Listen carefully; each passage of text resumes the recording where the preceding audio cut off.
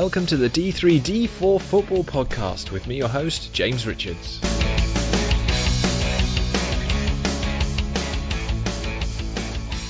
Good morning, everyone. Welcome back to another D3D4 Football Podcast, the podcast looking at League 1 and 2. We're slightly shorter on games this week, which is interesting because there's a few games, even in League 2. I think Cheltenham-Newport was cancelled due to international call-ups. That's what we like to see. A bit of international recognition for players at the fourth tier level, not something you'd see very often a few years ago, fair to say. But there were plenty of talking points, in fact loads of talking points to get through this weekend in both divisions. Before I start, I'd just like to thank our new patrons who've joined on board this week. Really appreciate the support of you guys. New patron Ben White and Aka Bilk both joined this week to become patrons of D3D4 Football. If you'd like to join up and help support what we're doing, which is basically giving more coverage to League 1 and 2 football, bringing you a weekly podcast, news, stats, and more on our website, then please do so for as little as 80p a month. Really do appreciate your support on this, guys. It's made it possible for us to keep the podcast running, to pay for a revamp of the website, and just keep all these things going on a weekly basis. Right, we're going to jump straight into League 1 because there's a fair few talking points. And we're going to start at Rochdale.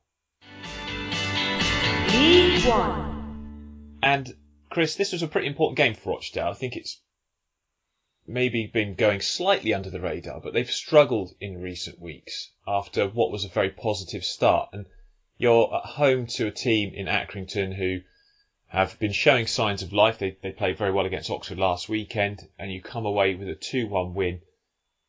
That's their first win, I think, in 7 games. Certainly 6 games. The last one was at Southend. No surprises there. And Ian Henderson continues to just be brilliant, doesn't he? I mean, I don't know his age, but 34 now, 35 now, and he's still scoring great goals like he did yesterday. Yeah, he's certainly into the later stages of his career, maybe, but still playing as if he were, 21, 22 or something. He's absolutely superb. And I thought actually one of the standout performances for me for Rochdale yesterday was Sanchez, who's come under a lot of criticism. Mostly from me, I think. Well, I think from both of us. But he kept them in the game in those dying few minutes. He pulled off a couple of really good saves when Accrington were trying to force themselves back into the game. So all around, I think it was a performance for Rochdale that will do them well in terms of confidence, because, like you say, they've been playing, a little bit out of character compared to what we were saying at the start of the season when they were flying. Yeah, I'd agree with that. I think the possession-based football, they're still, I think in the last 10 games they've dominated possession in something like 8 of them, but they'd only won 2. So it was a concern. They played with 3 up front yesterday with Camps, Wilbraham and Henderson. Henderson bagging the 2 goals that were all important. Important that they get a defensive display, though. I mean, you can't keep relying on great saves like that. And I think they've been a little bit too open at times, and that can happen when you're trying to play out from the back. And also credit to Accrington. This is not a team that are going to be easy to beat. I think they do have lapses at the back which make it possible for teams to score against them. We've seen their defence be breached fairly easily at times this season, but actually they do create good chances. And some of the players, Jordan Clark is a brilliant player. Zanzala, I think, was impressive in the second half against Oxford last week. And in Finley, they have a midfielder who certainly is going to be better than this level as he progresses. I think he's a good player. But Sanchez, fair play to him. Good shot stopper. I've questioned his concentration, and he has to cut out the silly mistakes. We've seen a couple of them already this season. But there is not many goalkeepers who are better at quickly reacting to shots and flipping them away like he did yesterday. I mean, that one where he flicked it over the bar from not very far out. I think it was a pretty close in effort from one of the Accrington strikers, and that's a fantastic save, top draw stuff, and he does deserve credit for that, because I think sometimes we can be a bit down on him, but still quite a young man as well. So credit where credit's due there, and a good performance, an important result more than anything. for Rochdale and Peterborough. 28 goals this season, making them the top scorers in the top 4 tiers of English football. I quite enjoyed, actually, Premier League fans of Manchester City and Liverpool griping that actually their teams have played less games. I mean, frankly, I couldn't care less. It's still a great stat, and it still promotes Peterborough. Yeah, but I'm not being funny. Manchester City and Liverpool, how much did their squads cost? Yeah, well, yeah, I suppose you could argue it's relative, but indeed, it's always... I mean, even by relative standards, they're well above the 14 below them. Yeah, and let's face it, they're not as good as Peterborough anyway, so what are they complaining about? At the end of the day, Posh have been fantastic recently, scoring lots of goals, and it's the guys that you expect, Ivan Toney, Mo Issa, and Marcus Maddison, who have generally been on the score sheet. Knight was it who scored one of their other goals earlier in the season? I think he was on the score sheet a couple of weeks ago, but it was Reed who got them out of, what was I going to say, it looked like being a stalemate for a lot of this game against Lincoln City. 8 minutes to go when they took the lead. And then, of course, Ivan Toney adding a fantastic... I mean, that was a fantastic finish. He doesn't score tap-ins, really, does he? Not well, no. I mean, he scores loads of goals, and I think that's why he's such an exciting striker, because he does score from literally everywhere on the pitch, and something that he's done so well this season for Peterborough, deservedly getting the plaudits. I mean, there were some complaints about a challenge he put in on O'Connor. We have a question about that from someone at the end, which we'll talk about then. But I mean, I have to say, Peterborough, they're starting to click now, and they're bottle jobs. Let's not pull away from the fact that they constantly fall away when they look to be in a very strong position. Do you think this season can be different? Is it too early to say? It's too early to say. I think with Peterborough, it's always the last 10, even 5 games that cost them. So I think there's no reason why it has to happen again. There's every reason that they can go on and potentially even find themselves in the automatic promotion spots. But they need to keep a level head for now, I think. Oh, absolutely. I think you look at this division, though, and it's a great opportunity for loads of sides, really. I mean, any side that really wants to grasp their chance can push themselves into the top 3 this season, because, yeah, Ipswich are the team that are flying with it. You do feel at some point they might have a blip. You never know. Sunderland aren't particularly strong. I mean, they've got a strong squad, and you expect whoever comes in there to make a better fist of it than perhaps Jack Ross has done. Portsmouth, the numbers look good, but the results aren't happening, so they're well off it at the minute. Are you at all worried about Lincoln, actually, while we're into that part of the table? I mean, no.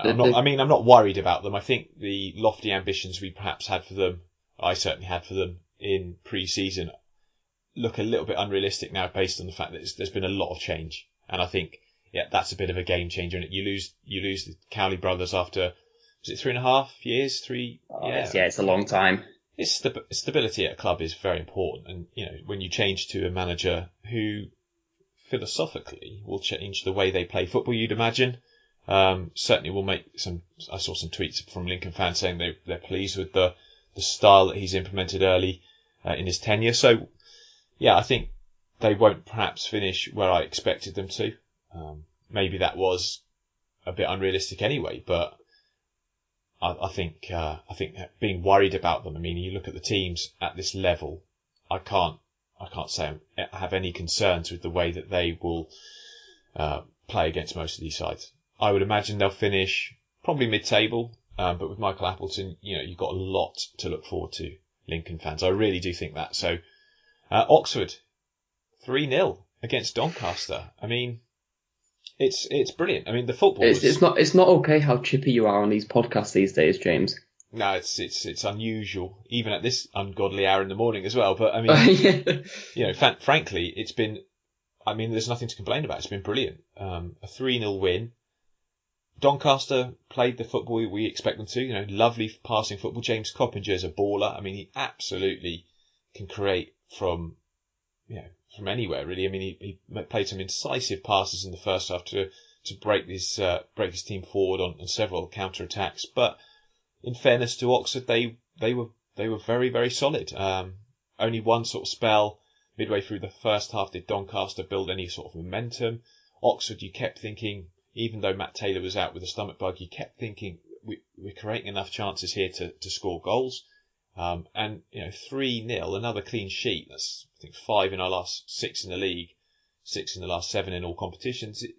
It's absolutely amazing. And there were a couple of efforts from Doncaster, but nothing that unduly worried Simon Eastwood, I don't think. The only concern for Oxford is we're picking up a few injuries. Mark Sykes limped off yesterday, and we've already, of course, got injury concerns to a couple of other midfielders. I hope we see Ford back fairly quickly. Matt Taylor should be back fairly quickly as well. But second in the form table. Yeah, I mean, it's early days still. Our Oxford fans, like me of many decades, will not get carried away with one good spell of football. And Carl Robinson quite rightly said, enjoy this moment, because it's a rare moment for the club to be playing such delightful football. But it's a nice balance, and I think credit to all the players. Tarek Foster is a brilliant signing. He's settled really well, plays lovely football. James Henry deserves credit because he overtook some pretty big goal scorers in Oxford's history yesterday when he scored that brace. I think he's overtaken Nigel Jemson now, who had an excellent scoring season in the mid-90s. He potentially overtook Kim Maroof as well. I'll double check that, but that was mentioned on BBC Radio Oxford yesterday. So really good stuff from Oxford United.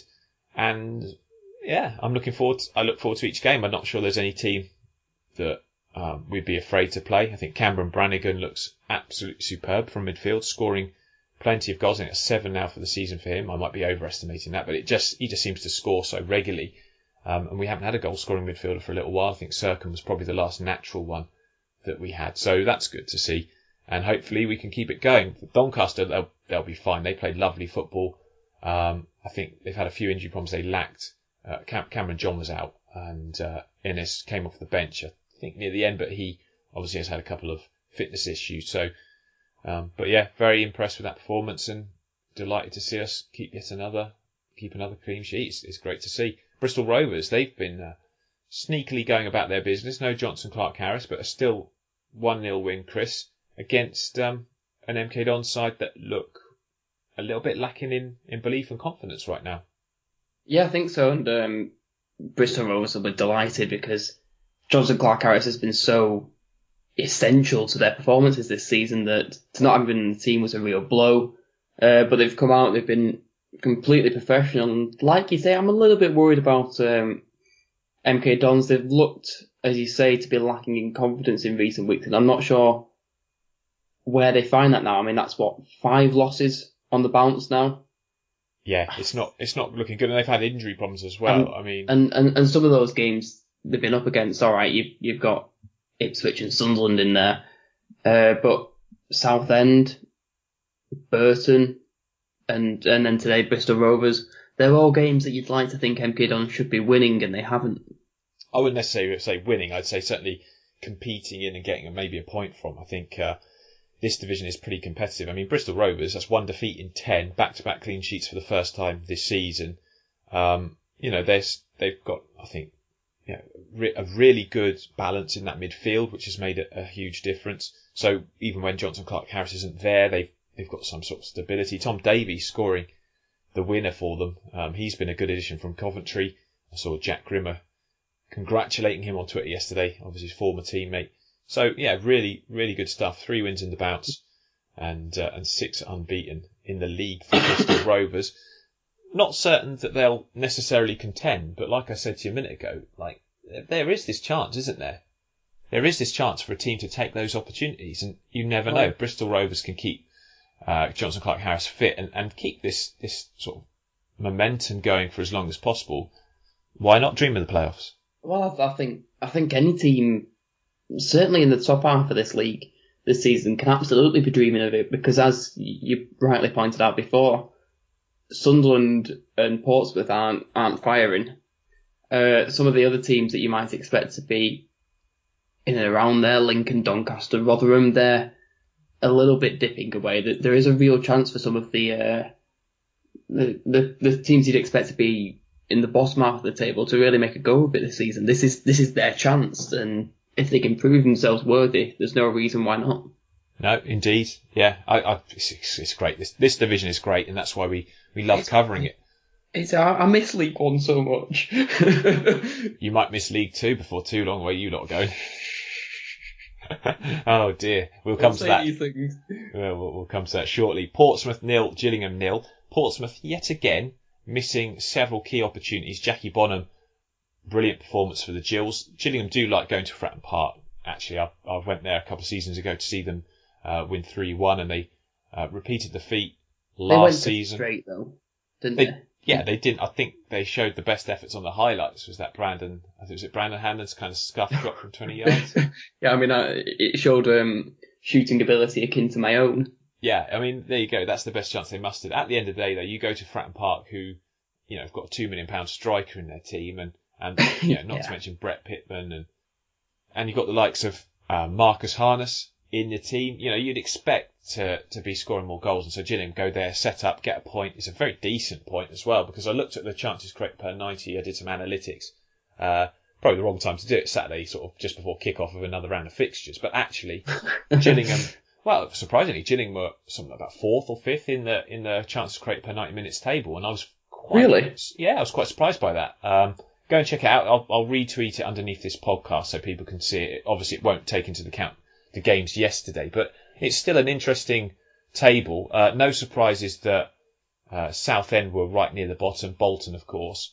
Shrewsbury really struggling, and MK Dons. So it doesn't really relate too far off the league table, or at least the form table when you look at that. So, but yeah, difficult times for Pompey. Still calling for Jacket's Head, a lot of fans, and you can get where they're coming from, maybe, but. Well, I mean, if you're questioning Jack Ross's position at Sunderland, I mean, obviously he's lost his job after the poor start they've had. At what point do you start looking at Kenny Jackett? I mean, I'm a big fan of his. I think he's a very good manager, but it's not been the start Portsmouth need, particularly with the finances they've spent this summer. You've got to be expecting that they're pushing at least in the playoffs, at the very least. Yeah, but I mean, again, you look at numbers, and it will turn. It will. If we know anything from analytics and data, is that generally speaking, if you're getting the chances, if you're creating good XG numbers and your XG ratios are good, you will improve, because those are the underlying things that tell how a team is performing on the pitch. And I think results can sometimes be a bit misleading. And when you've got talented players, you'd assume, and it's dangerous to sometimes assume, but you would assume that they'll start getting the goals that their performances tend to suggest they're going to get and that they deserve. Rotherham, Pops will play them next week. That's going to be interesting. Yeah, very. Yeah, I think Ian Bradley. Looking forward to that one. I look forward to his report from that one, because I'm not going to be able to get up there. But 2-1 win at Blackpool. Now, we went to see Blackpool play, and we know they're going to be a robust team this season. Rotherham had to ride their luck at times, and a certain Mr. Everson in goal was superb. Yeah, I did enjoy right at the end when they scored that penalty. It's the 99th minute or whenever they've scored that penalty, and he decides to just blast the ball into the stand.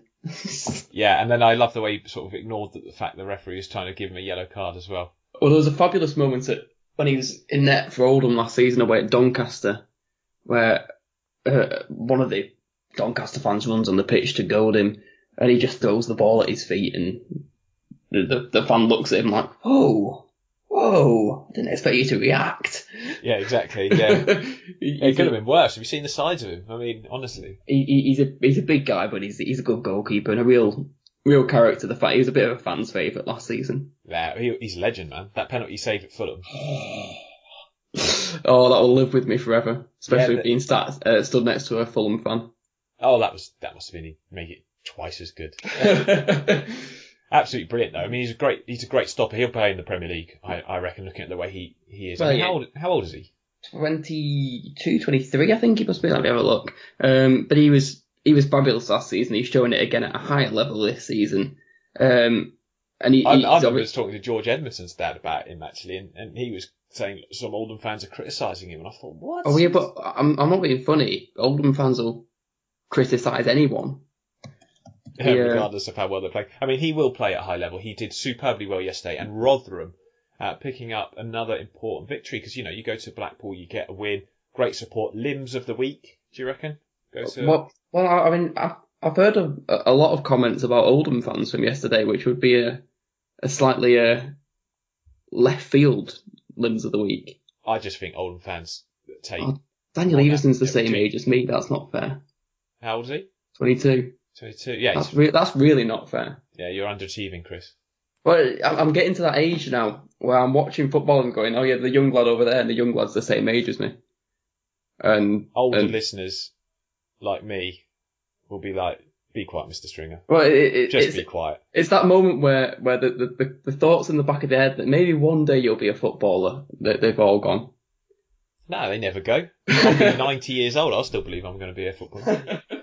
Maybe that'll be dementia. I don't know. But anyway, we will continue because, like I said, Blackpool fans were getting a bit frustrated with Simon Grayson a couple of weeks ago, which I found really strange. But Rotherham take on Oxford next week in what will be a very close clash, and I really look forward to it as well. I think it's going to be a tight game. I think we'll go there, and if we play our football, back in this one to go either way, it's going to be tricky. But I wouldn't back against Oxford right now. I think if Rotherham play the high press against us like Accrington did, then we sometimes look a little bit vulnerable. But yeah, whatever. I mean, that's going to be a good fixture to watch out for next week. And one fixture that was really high on the important table, if there is such a thing, it was Southend versus Wimbledon, and it didn't surprise me at all to see Southend concede 4 goals at home yet again, lose 4-1, look terrible, play terrible. They are terrible. I mean, what can you say about this? Have you got anything positive to say about them? They scored a goal. I mean, I don't know. Adventure Island's pretty good. It's, what can you say about Southend right now? I mean, they are, they would be bottom if it wasn't for Bolton having the points deduction. I mean, pretty much. I mean, they are that bad. They are just so bad. Yeah, it's been. I saw some tweets regarding obviously Henrik Larsson linked with the role now, pretty much almost certain to get it. It's not been 100% confirmed, but it looks like Henrik Larsson, Dirk Kuyt as his assistant, and maybe Tommy Johnson being involved, according to Chris Phillips, the Southend Echo journalist. And I don't know how you can call them poor, James. I mean, who scored here says that the team has no significant weaknesses. Wow, that's who scored. Doing credit to League 1 or 2 there. No significant. Maybe it's just one big weakness that they can't define it. It's not significant. It's something unquantifiable. Yeah, I wouldn't be surprised at all.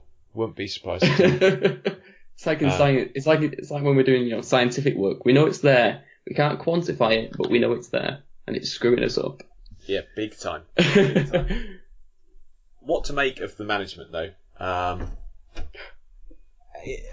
Why not? We've got a question about it. Let's bring it in now because it seems quite relevant to talk about it. It's from Josh. Thoughts on Henrik Larsson, Dirk Kuyt going to the Blues? I mean, it's going to be hard for anyone going in there. I think you get an experienced manager in at this stage of the season where you've literally got a squad that don't look together. They don't look like they've got the quality, and you're asking them to change it round. It's going to be hard for a manager with no League One experience. I mean, I don't really know how much football Henrik Larsson and Dirk Kuyt have been watching at this level, but your thoughts, Chris? I mean, it strikes me as being a risk. It's a big risk. I think the option that maybe would have made sense with Southend's situation, both on and off the field, would have been Sol Campbell, given the work he did at Macclesfield. But Larsson has got experience in football. It's not English football in terms of management, but he has got experience. It's going to be tough for anyone involved at Southend. So maybe someone of the character of Larsson might just perk up the players a bit. He's obviously played at the highest level in this country. Yeah, inspirational. Yeah, it could be inspirational. He'll have a lot of technical knowledge. I think Dirk Kuyt will be interesting as well because again I think he's in a similar boat as Larsson in terms of lower league football. What I would like to see is a couple of coaches around them that are experienced at this level just to level off maybe because the risk with bringing in Premier League footballers to manage in the lower leagues can be that they expect too much technical ability from their players and don't do enough of the rough and ready stuff that's so essential. It's been a mixed bag, hasn't it? I mean, Sheringham was terrible. Where was he manager at? Was it Colchester? I know he played for Colchester. Stevenage, yeah, that's right. He was manager at Stevenage, and he was terrible. Paul Scholes. Didi Hamann, terrible at Stockport. Paul Scholes, just he didn't fancy it. I mean, you talk about interference. I still don't necessarily believe that was the whole story, but he didn't stay long. So there's been a list of quite interesting characters. Edgar Davids, I mean, God, Barnett. I mean, that seems surreal now, but yeah, he was there as well. Edgar Davids, where he was manager, captain, then got sent off.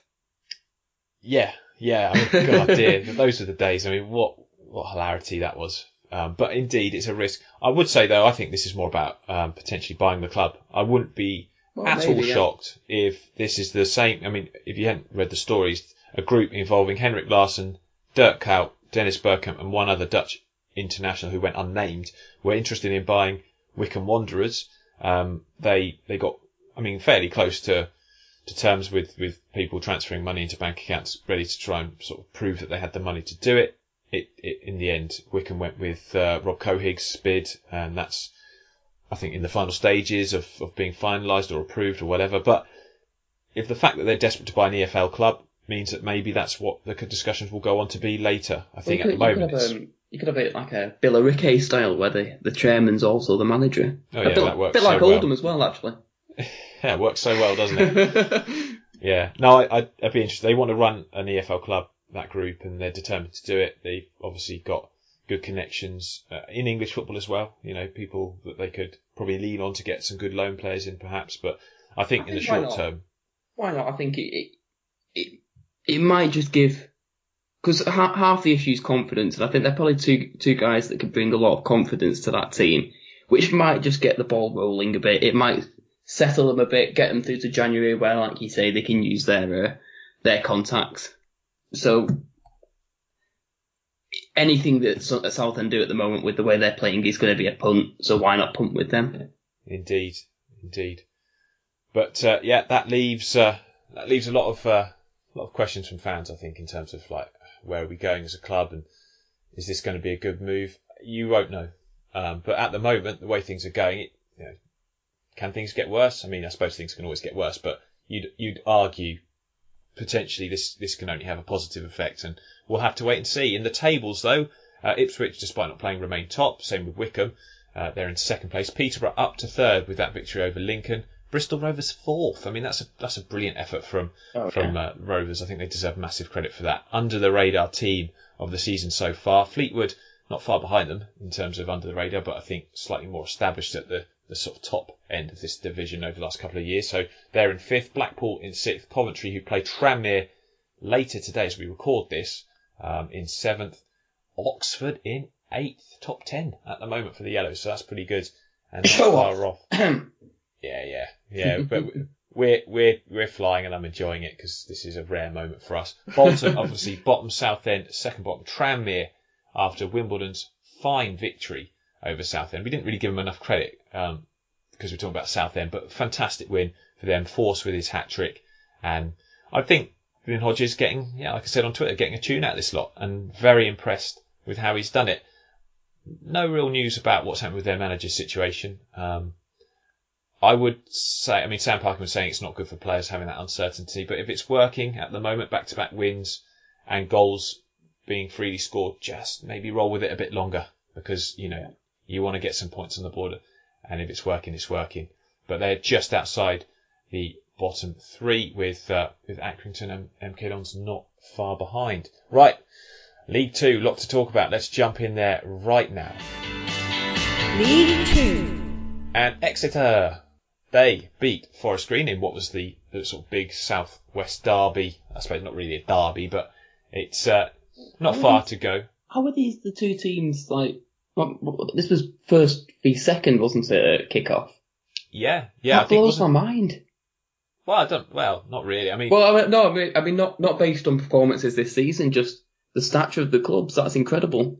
It just shows you how, both well-run clubs, surprise, surprise, both well-run clubs do well in the league. What? Unbelievable. Oh, I mean, when you look at the bottom half of the table, there's just so many well-run clubs in there that... Why are these teams not... They should be cutting their managers week in, week out. It works so well. 10 new signings every season, every window. I mean, these clubs don't know what they're doing. Clearly, they should be sacking off their managers week in, week out, because it's clearly not working. Forest are terrible. Oldham's owner said on Thursday that every team gets in loads of players every summer. Mm-hmm. It's the way to go, clearly. Yeah. I mean, Dijon and Brest are great places to go to find your League 1 and 2 players. I think, clearly. James showing his knowledge of French geography. Yeah. I don't know. I mean, you have to say, though, it's pretty ropey, isn't it, for Oldham, which we'll get to in a minute. But yeah, Exeter, I mean, a very good victory, because Forest Green don't concede. So firstly, you've got the goal, and Matt Taylor beforehand said, it's going to be a tight game, but we know we have to take a chance because we will create some, and they did, and they got the goal. Forest Green came back at them, and I have to say, Halstead save. Yeah. So it's not, sorry, Maxted save, Johnny Maxted. Yeah. I mean, what a save that was. And he's actually produced some really good stops in was it the EFL Trophy in midweek as well? I saw the highlights of that in the sort of pre-match press conference that they played on the website, and I thought, my goodness me, if you're going to lose your goalkeeper to a broken arm, you want someone who can back him up, and he's really taken his chance, and that save he made sort of late on in the game, I mean, he didn't know much about it, but he had to react quickly, and he's got them 2 points there. He's basically put them joint top of the league, so brilliant stuff. And we've got questions about Exeter, which we'll come to shortly, but they no question Matt Taylor's done a brilliant job. No question at all that they have a great academy and are a really well run club. And they've done, I think, a superb job replacing key players that they've lost over the last few seasons. So fair play to them. And Forest Green, Mark Cooper rubs some people up the wrong way. I think he's a top coach. Manager, yeah. Or head coach now, isn't he? Yeah. Yeah, whatever. I mean, whatever he's doing, it's working. He's got the support of the chairman. And, yes, they're a club with some strange philosophies. I don't think necessarily bad. When you look at clubs around them, I mean, if your club's worst philosophy is that they serve vegetarian food, then actually that's not too vegan bad. Food. Oh, vegan food. Sorry, vegan food. But you know what I mean. It's like, and the pies are excellent. Every time Forest Green come up, I will comment on the pies because they're something else. Evil club though, evil. Yeah, I know. Like, what is this? Helping the climate and the planet, and it's awful stuff. I want roadkill in my pie. I want mystery meat. Grey matter. Come on, we know it's horse. At least if you're lucky, it's horse. Bloody hell. I thought the horse is quite good quality meat. I mean, I wouldn't go that far. No, not the horses that are apparently in those Tesco's burgers. Dear, oh dear. But anyway, fantastic. 2 well-run clubs. It's no surprise they're doing really good things. Another well-run club is Crawley Town. 2-1 win over Colchester. Poor first half performance, but what a second half it was from the Reds. They came back brilliantly. Greg O'Cox, probably the most improved player, I would say, at this level this season from the ones I've seen, and he has been superb. Got himself a goal, and then Bloomfield, on loan from Norwich, got the winner. They really did change how they played in that second half, and a fantastic result for them. Colchester, going there with their squad, you look at them, Colchester, and the form they've been on, can't sniff at that win for Crawley, and it brings them level on points, and it's a pretty good dress rehearsal. Very competitive game. That's their first defeat, I think, in like 6 games now. Or in the last 5 at least for Colchester. So really good credit goes to Gabriele Cioffi and his team for turning what was a dismal first half display round so impressively. Macclesfield beat Port Vale. Great away support. Not a long way to go, it has to be said, but great away support from Port Vale fans, even when they weren't playing well. Tom Pope alluded to it on Twitter, saying that he doesn't normally comment after games. I'd probably question that, Tom. He's such a mellow guy. Yeah, chilled out, Mr. Chilled. Doesn't, never controversial, Mr. Pope. But actually, he did give huge credit to their supporters yesterday because they stuck by the team despite them not playing well. Macclesfield picking up an important win. They've been a bit unlucky in the last few weeks. They've had some wins just snatched from them. lapses in concentration and a bit of bad luck, and it comes home to. And fair play to them for continuing to try and force wins out when they've got such a dire situation off the field at the moment. Yeah, that's outrageous. I sort of brushed upon it last week because the detail's a bit murky, so it's difficult to go into in huge detail. But one player, Shrewsbury fans will know, Arthur Ganoa, not been lucky with injuries, but he scored a good goal yesterday, and he's a player I still think could have a good EFL career. So good to see him on the score sheet. Morecambe, really worried about Morecambe. 2-1 defeat at home to Bradford. Bradford starting to motor. Chris, you liked Bradford pre-season. I'm breathing a sigh of relief that they're actually starting to play football now. Well, they changed their formation, haven't they? Like every week for the start of the season, they changed formation. But actually, they've sort of settled a little bit now. They've got a couple of good wingers supplying strikers who are obviously proven goal scorers, I guess you'd say. A back line that looks fairly solid. One of the best keepers at this level. And they're stopping me looking stupid, so yeah. That must be a first, I think. Well done, Bradford City. And Morecambe losing, I have a soft spot for Morecambe, but it does give me slight hope that we might stay up. They do look poor. Like I was saying to our writer Roger Fitton yesterday, I emailed him and said, look, this is probably the most worried I've been about Morecambe. And they've had some ropey starts, but this is a team that I can't see defensively. They don't look solid. They don't have a player that will score them many goals. It's getting very reliant on Alessandra, who's never really been, a real prolific goal scorer. He's a good player. Don't get me wrong. I really like Alessandra, but I don't think you can rely on him. No, maybe not. I mean, he's a good player. I mean, it's Morecambe. Let's not hide the fact that they have great difficulty in their circumstances, and Jim Bentley deserves massive credit. Would I sack him? No, absolutely not. I don't think you're going to get a manager who will deal with the situation they've got there any better than Jim Bentley. Yeah. And, it's just, maybe it's just a sign that the club are just finding that every season the miracle that they complete by staying up. It could be, it's early days, but it could be this season a little bit too much for them. But still time, of course. Scunthorpe. Ian Bradley's match report is on our website. Go and have a read. They dominated the first half against Northampton, rushing out to a 3-0 lead. If you haven't seen Van Veen's goal, it sums him up as a player, doesn't it, really? Yeah. Back to goal, nothing on, so I'll just sort of turn on a sixpence and smash it into the top corner. How do you do that? I haven't, there's some skills in football. I can see you can do it. I'm not very good at doing it myself, but I can see how it's done. How do you get that much power when the ball's so close to you? I have no idea. Technique.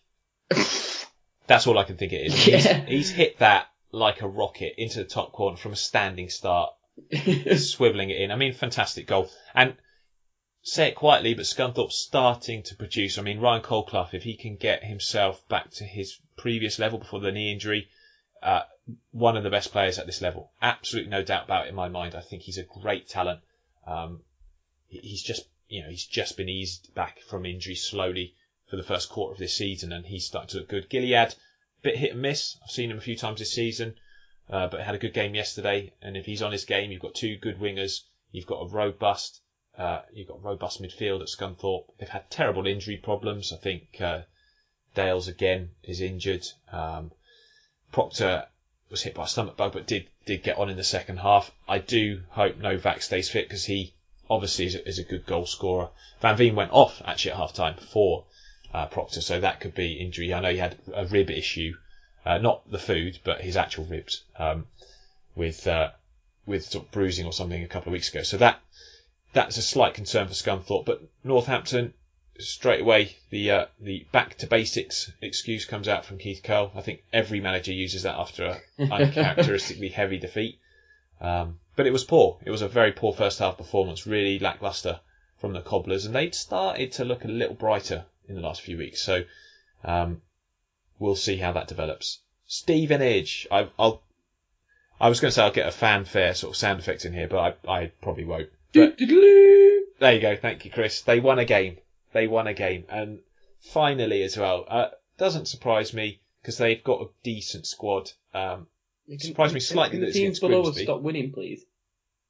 Yeah, you have to write to them very politely. But, relief, I think, is what was clear in Mark Sampson's interview, and indeed in the terraces and everywhere, because... And it was a solid win.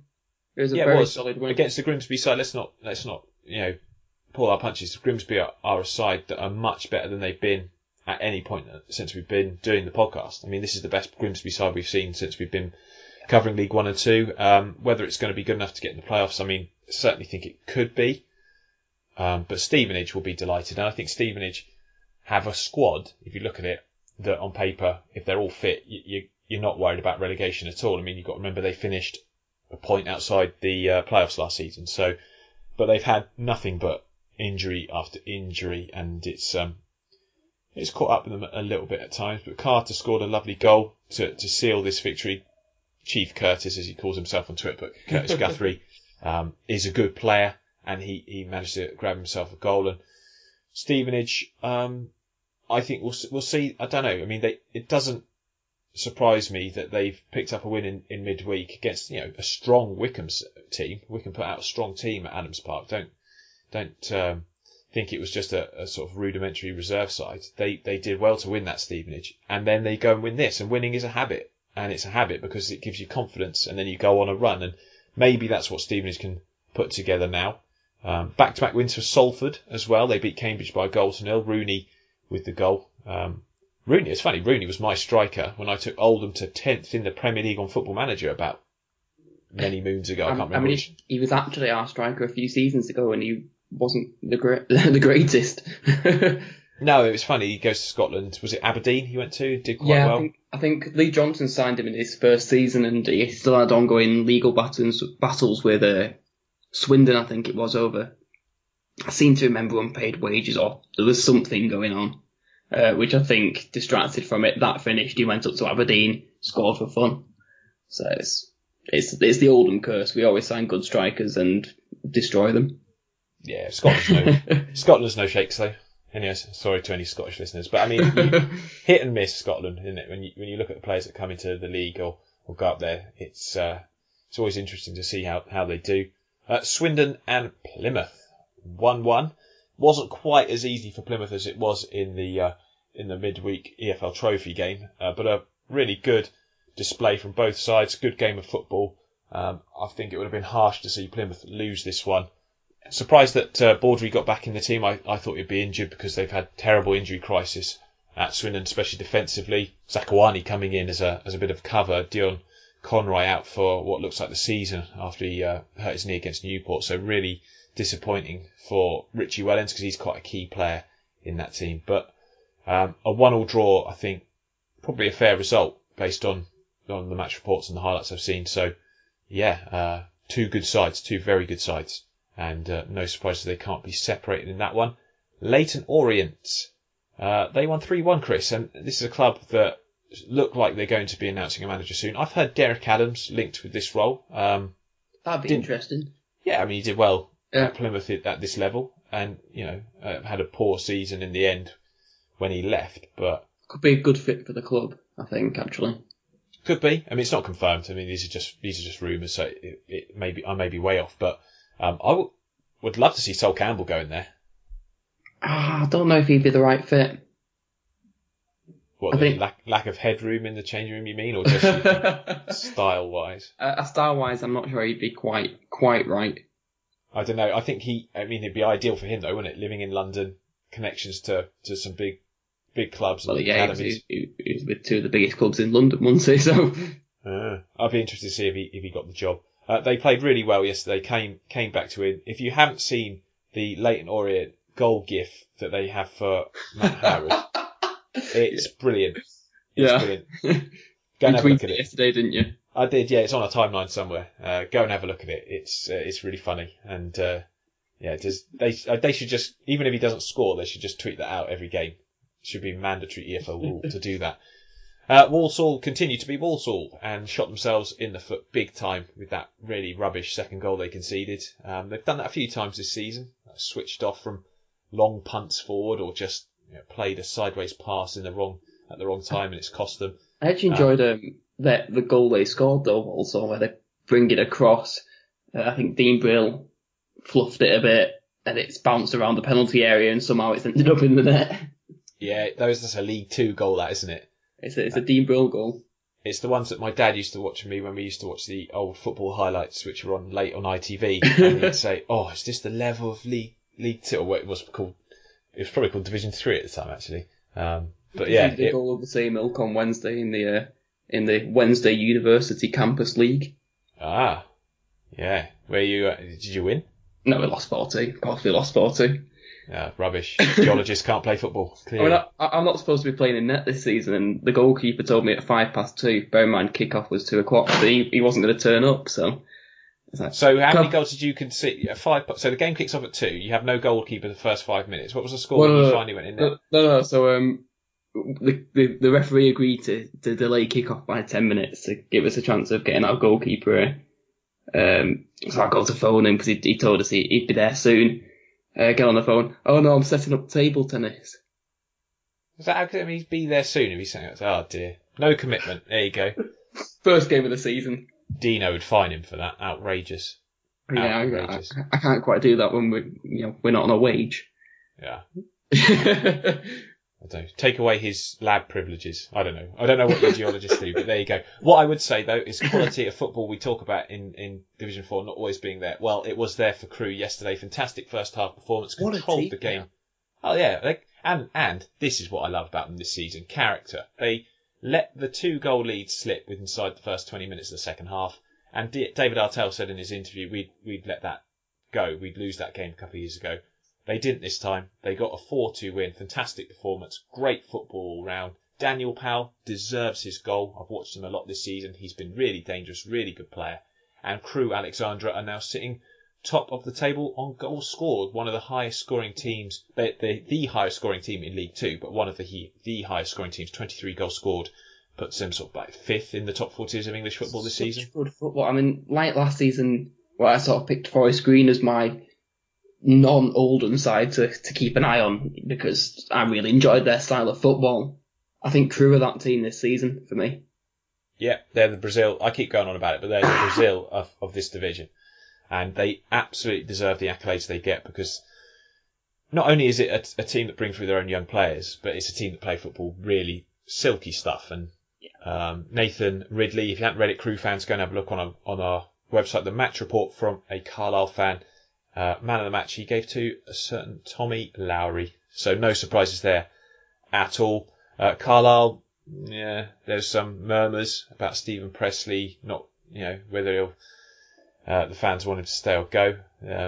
We'll see. But it was a poor, overall, apart from that 20 minutes in the second half, it was a poor showing from the Cumbrians and they'll be bitterly disappointed. But to be fair to them, like not many people will beat Crewe this season. They're flying. They've got a settled squad, and yeah, they're looking very smart at the moment. I'm just disappointed that you and Luke persuaded me to move them out of my top 3 in our pre-season predictions. But there you go. We'll see. It's a long way to go. Long way to go, and you'll be quite pleased that there's a long way to go because, or maybe not. 6-1 defeat at Mansfield. Can we not end the season now? I don't think there's an EFL rule that allows that, but that's not necessarily means we can't try it. We're not in the relegation zone at the moment. Yet, yeah. Well, yeah. I don't know. Firstly, both red cards justified, in your opinion? Yeah, I mean, I didn't see Moraes' first yellow card, but the second yellow card, it was a bad tackle. Probably worthy of a yellow card. Eggert's absolutely stonewall red card. Not a penalty, though, in my opinion. No, Hamer got the ball all day long, but I mean, we were 5-1 down at that point, so who really cares? Well, you never know. It's fine margins, Chris. It's 5 margin. 5 margins. Oh my goodness. Yeah, it was dismal. And the fact is, as well, you were 2-0 down before the red cards. 2-0 down after half an hour, 2 red cards, then got it back to 2-1, and then conceded another 4. Not good. Not a good fans forum in midweek. Yeah, Barry Owen, our beloved director, very popular with the fans. No sarcasm at all in that comment. Goes on and says, Nicky Maynard, we tried to sign him in the summer, but for whatever reason he decided to go to Mansfield and he's not been. And my favourite bit, pulling up the plants The phrase is pulling up trees, Barry. Yeah. Well, he's rubbish. He's clearly rubbish. I mean, he didn't even get near the ball yesterday. And then scored a hat-trick, to which I just quoted that tweet with the clip from the fans forum, which... Why do we do these things? And another gem was Abdullah Lemsagum saying he sacked Frankie Bunn because we conceded 6 goals against Carlisle and we're sitting 12th in the table. Yeah. We just conceded 6 goals and we're 21st in League Two. So it's been nice having Dino in charge for 3 games. He's not going to go anywhere. I mean, to be honest though, like, there's nothing Dino can do regarding the red cards. It's, that's players making bad decisions. I mean, Moraes is silly. He's on a booking. He shouldn't do that. And he's experienced. He's an experienced leader on that pitch. Egger is just probably fuming that the team are defensively inept at that point of the game. Yeah, I mean, but Egger was at fault a lot during the game. I mean, Wheater had an absolute stinker. Egger, by most accounts, wasn't great. Nearly gave away a goal at 1-0 down. And he's just come back from 12 months out injured, and he's suspended now, probably for, is it 2 games, a straight red? Yeah, I mean, I had to say, I saw him play in the Checker Trade in midweek, the Rent-A-Car Trophy, whatever it's called now, in midweek. Leasing.com. Oh, let's get it right, yeah, leasing.com trophy in midweek. Anyway, he looked like a player who'd been out for a while, to be fair. And well, I think they said that they brought him in a little bit earlier than they'd like. Yeah, and that's not a criticism, to be honest. If you're out for a long time, it takes you a while to get back. But he looks like he'll be a decent defender at this level, so long as he doesn't try and remove legs from defenders or opposition midfielders on a regular basis. Because he's just, he's passionate. It's a strong tackle. Strong, yeah, strong tackle. A bit like your forum in midweek. That was a strong forum, wasn't it? It was painful to watch. It was painful to watch, but I thoroughly get the frustration of the fans there, and I'm not sure it answered a lot of questions. The club took down the video from YouTube after it, the morning after it. All is not right, I think it's fair to say. Mohamed Lemsagum, our sporting director, defended the fact that he's done a very good job. He defended his recruitment. Even if he said so himself. A team that's recruited well is obviously going to sit 21st in League Two. I'll give him credit though, where Fage is concerned. Regardless of the red card in midweek, he's a good player. Oh, he is. Okay. I mean, someone did call out Fage, but he is a good player. But it's still, things don't feel right still. I'm not sure what it is that's, I don't know for facts what's going on. But something just doesn't feel right. However, I'd love to give him the benefit of the doubt. I'd love to, because I think it's very difficult because there's no real facts that prove there's anything he's done untoward. But what I would say is that at the moment, Dino Maamria has defended him, saying there's no agendas. There is clearly agendas when some owners take over clubs. I mean, Oxford had Firouz Kassam. He came in. His agenda was clearly to get planning permission to build all his whatever it was, his businesses and his parks around Oxford, and used the club as a bit of a ransom, and he got his way. The council bent over backwards to allow him to get his way. There's nothing like that with Lemsagum, so we'll have to wait and see what transpires. But at the moment, the club is looking like a mess, both on and off the pitch, and I just hope, because I like Dino, I hope he can turn it around. I really do. Interesting news as well around the ownership structures at the club. Yes, we're going to see. Obviously, we won't have too much time for it now, but we're going to see some legal battles over this, aren't we? Well, yeah, the fan-led group there's an article out there, I'll put it underneath the podcast later, about the structures between the ownership of the stadium, the ownership, or the running of the North Stand facilities, and the ownership of the club.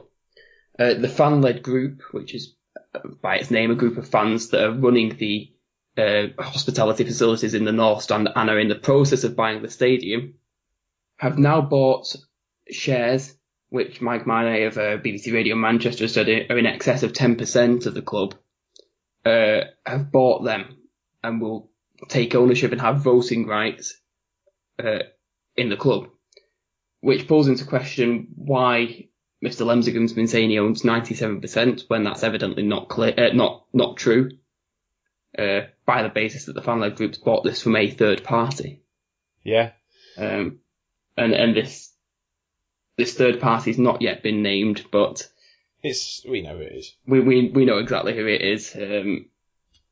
So it's going to be interesting. There are going to be legal battles, but it appears it's all legally sound.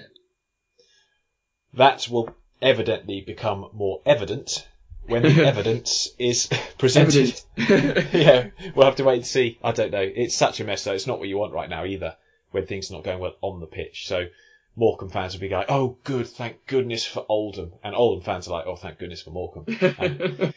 Yeah, well, we'll have to wait and see. The table does not lie, though. Crewe top, Exeter second, Bradford up to third, with Forest Green slipping down to fourth with that defeat. Newport, Cheltenham and Swindon make up the playoff places as it stands, with Colchester and Crawley just outside. Morecambe bottom, Stevenage off the bottom of the table with that win. Scunthorpe and Oldham on 10 and 11 points respectively, just in danger zones, but not in the drop zone. So relief as it stands for them, but plenty of time still for a team to self-destruct. And if anyone's doing that, we know who that is. Self-destructing our team again. Yes, indeed. Oh, we have some questions and we're running out of time, so let's jump into the mailbox. The D3D4 mailbox. Your views, your say. And we'll start with Jonathan Harries very quickly. Chris, what team in League 1 and 2, in your opinion, will improve their current position and why? Go for League 1. Which team in League 1 will improve? Oh, that's a tough one. Maybe Wimbledon, I think. They're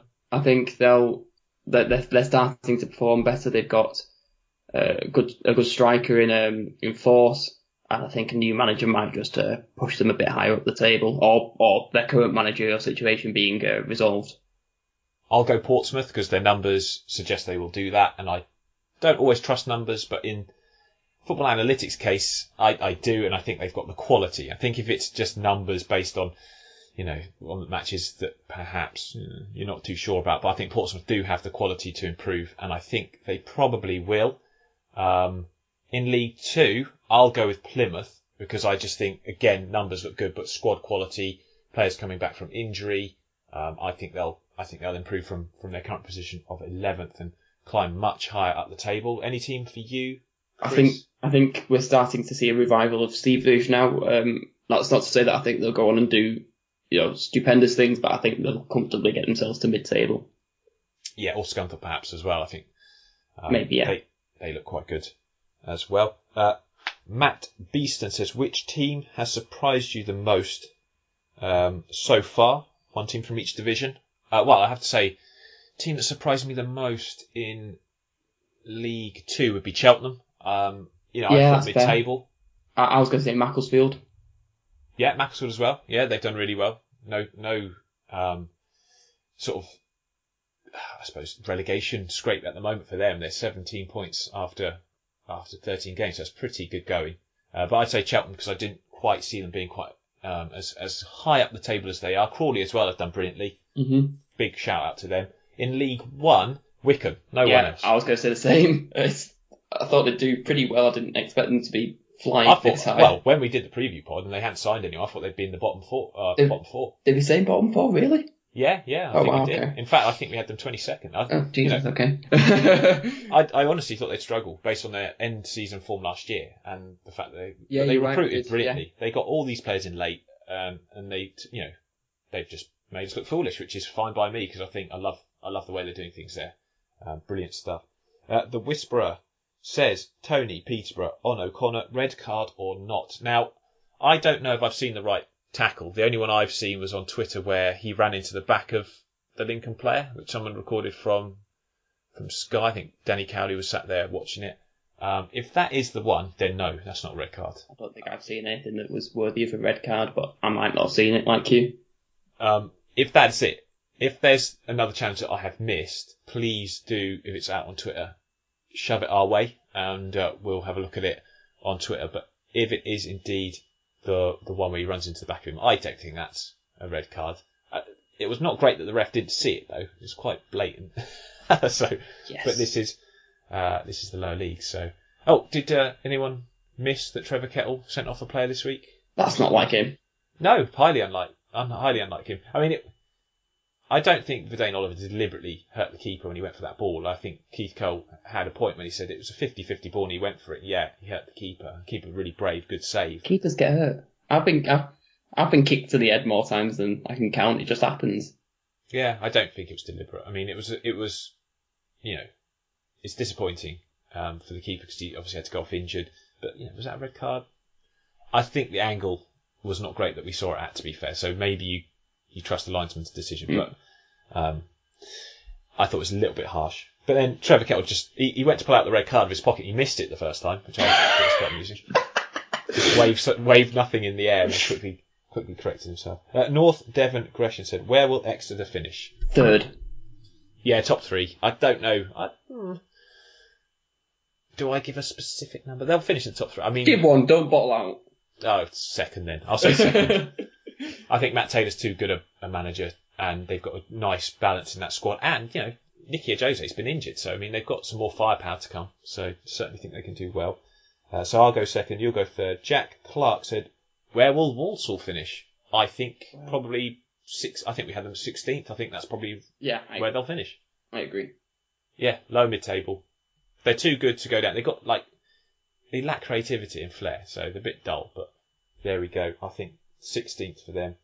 And yeah, that's it. That's one all more we've got thing. I think what kind of manager does Sunderland need? A good one. Salop Cost. Yes, Salop Cost. What kind of good one? I think Daniel Stendhal is what they need. Yeah, but I mean, chatting to Richard, he doesn't want him. Why? He did give a reason, but I can't remember off the top of my head. Richard, get in touch. Why? Daniel Stendhal, attacking football. Phil Parkinson. Well, potentially Parky, but I mean, is he in terms of tactically different from Jack Ross enough? I don't know. Who's the favourite for the job at the moment? Phil Parkinson's 2-5 favourite. Nigel Pearson, Kevin Phillips, Daniel Stendhal's way down. Ainsworth's linked there. I think Ainsworth would be great. I mean, I'd say Ainsworth, Stendhal first. Parky, I'd like to see him at Reading because he's a legend there, but Reading fans maybe not thankful. I did hear a whisper about Roy Keane. Roy Keane, yeah, he wants to get back into management, but I think, if I'm honest, look, Sunderland want an opinion. I think Daniel Stendhal would be perfect. He plays attacking football. He plays the brand of football Sunderland fans will love. You'll lose matches because, you'll do it by trying to play maybe too attacking at times, but I think Sunderland fans will rather lose matches by trying to win them. I don't know, Sunderland fans don't like losing matches full stop.